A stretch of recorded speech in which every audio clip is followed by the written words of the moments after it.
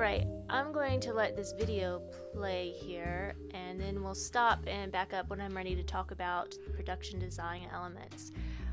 Production design is one of those areas that gets overlooked, and it can really make or break your video.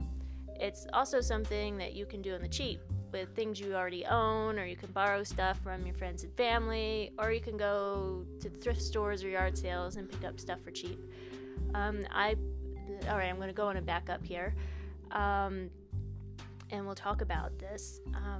But basically, I have a whole bunch of set dressing stuff that hangs out in a box in my garage, or boxes in my garage, more accurately, that I've accumulated over the years. So this scene takes place in our main character Verity's apartment. Usually, when you're dressing someone's home, you want to give the audience some idea of who that person is. Now, this particular set is deliberately not doing much of that because our main character hardly spends any time at home. You could see the wilted flowers there in the background. They're there because, well, she's just not at home to worry about things like making sure she has fresh flowers. So, another thing that you can see is that everything is kind of tying together visually. There aren't any clashing colors. You've got the green curtains that give you a nice break from the cream walls, and they kind of make Verity pop out in the picture a little more, especially since she's wearing a cream shirt. Pictures on the wall also kind of break the monotony of the wall and give some texture to the scene. And pretty much everything's just color coordinated so that the audience can focus on the actor in the scene. So, something else you might notice is that the costuming goes along with your set dressings. Something you have to remember is that the clothing your actors or interview subjects wear, it shouldn't clash with the background because it's distracting, it looks really bad. So if you're filming, let's say, a how-to video, you'll want some interesting stuff in the background so you're just not filming against a blank wall. But you also want to make sure that it doesn't clash with what you're wearing. So if you're doing a dramatic or comedic piece, a costume can tell us a lot about a character and who he or she is. In this instance, for our test scenes and episodes, Verity always wears neutral colors like brown, black, or gray.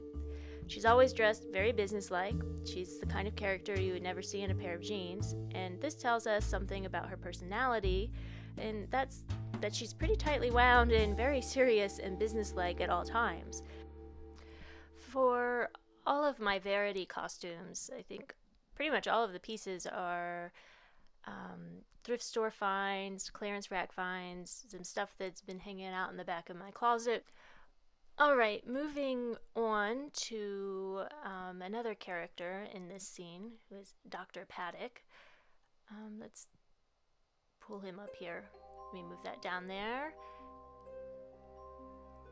And there he is. So, Dr. Paddock has got a kind of professorial look to him. He's also lit in some shadow because he's a very mysterious character. And he's also supposed to be dead at this point. And here he is just showing up in Verity's living room. So there's some mystery attached there. Now, so for the blocking of the scene, and blocking, if you don't know, is how your actors move in a scene and the things that they do. So we start off with Verity sitting down. She's working. And then Paddock appears and she stands to confront him, as we see here. So they kind of have this standoff as he's standing there being all sinister and threatening her and her son and stuff.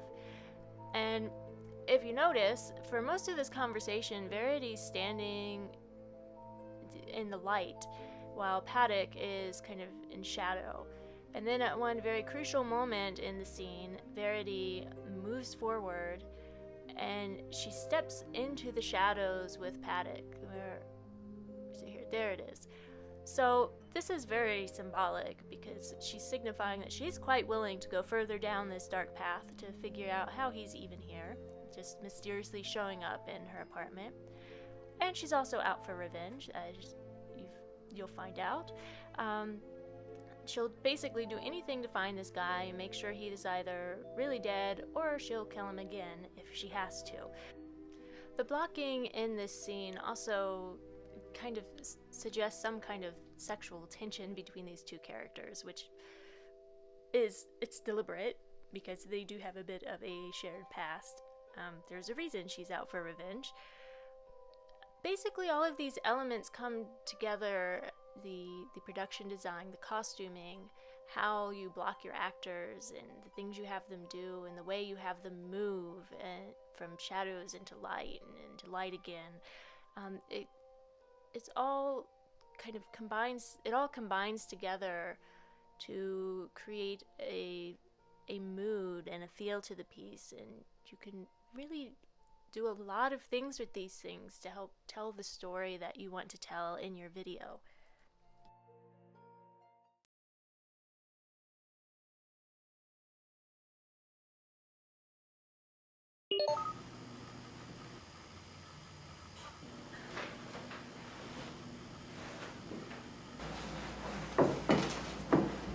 You're supposed to be dead. Did it ever occur to you, my dear, that I might be a figment of your imagination? Then again, figments of your imagination don't often send inter-office emails, do they?